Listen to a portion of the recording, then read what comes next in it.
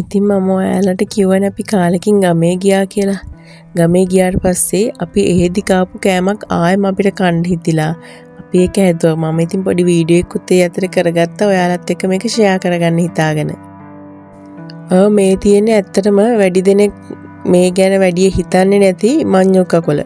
ඉතින් ඉස්සර අපේ අම්මලාගේ කාලේ නම් අම්මලා කියලා ඒගොල්ලන්ට අර කෑම නැති කාලයක් තිබුණානේ.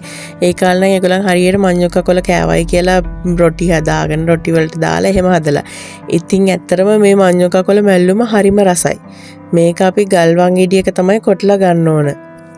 මේ විදිහට ලොකුවට තියෙන කොළට පොඩි පොඩි කෑලි වලට දාලා මේක කොටා ගන්න ඕන. ඉස්සලාම කරන්න ඕන කොළ ටිකක් කොටාගෙන ඉන්න එක. ඇත්තටම කාලෙකින් අපි මේ මඤ්ඤොක්ක කොළ මැල්ලුමක් කෑවේ නෑ හරි විදියට හදලා. මොකද මේක ගලේ කොටලා ගල්වං ගෙඩිය කොටලා ගත්තාම තමයි ඇත්තටම හරිම රසට තියෙන්නේ.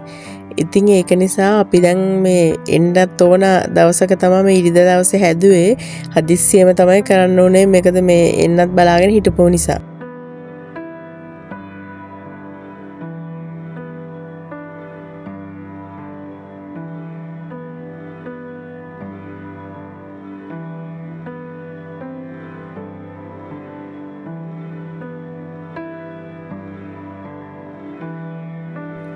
ඉතින් අපි ඇත්තටම හදිසියෙම ගමේ ගිය අපේ මේ වෙඩින් එකක් තිබුණා එහෙ.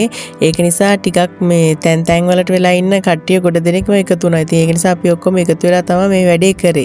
ඉතින් කාලෙකින් හදන නිසා හරිම සතුටින් කතා වෙවි hina වෙවි අපි මේ වැඩේ කරා. මේක අපි මේ විදිහට හොඳටම කෙටුණාට පස්සේ ඊළඟට අපිට මේකට එකතු කර ගන්න ඕන පොල් ටිකක්. ඊට අමතරව තව ලුණු ගෙඩි දෙක තුනකුයි සුදු ලුණු බිකක් විතර දැම්මත් කමන්නේ. ඒක නම් එච්චරම වැදගත් නැහැ. පොඩි කොච්චි තියෙන්නේ. කොච්චි ටිකකුත් දා ගන්න ඕන.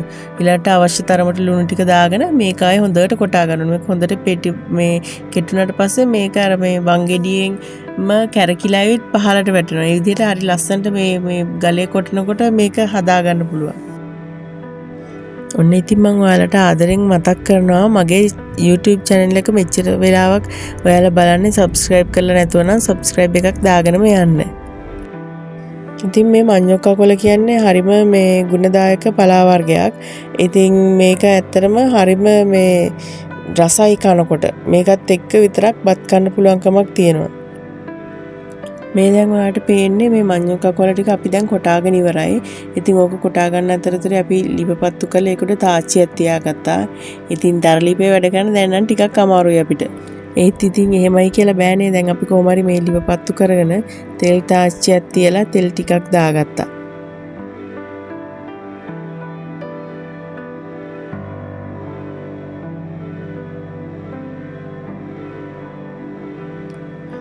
ඉතින් මේ විදිහට දැන් මේ තෙල් ටික රත් වුණාට පස්සේ අපි මේකට කොළ ටික දාගන්න ඕන. ඉතින් ඊට කලින් මේ අතර දැන් නම් පේන්නේ මේ අපි ලිපපත්තු කරන පොඩ්ඩක් අමාරු වුණා. ඉතින් ඒකට හරියට විදිහට අපි දැන් වැඩේ කරගත්තා ඉක්මනටම.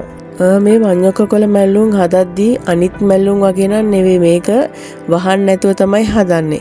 ඊට අමතරව මේක මේ ලිපේ තියලා සාමාන්‍ය ටික වෙලාවක් තියන්න ඕන. එතකොට හොඳ මේ සුවඳක් එනවා මේ මඤ්ඤොක්ක කොළවල. ඉතින් ඊට පස්සේ ඒ වගේ වෙලාවක තමයි මේක මේ ලිපෙන් අයින් කරගන්න ඕන.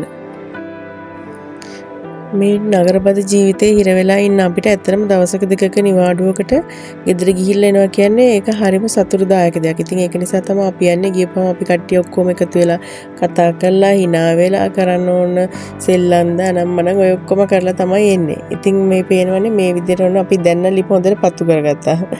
ඉතින් මේ අපි දැන් මෙන්න මේ විදිහට හොඳ තද ගින්දරේ මඤ්ඤොක්ක කොළ ටික හදාගන්න. ඉතින් ඔයාලත් මේ රසම රස මැල්ලුම හදලා බලන්න. බොහොම ස්තුතියි. ගිහිල්ලා එන්න.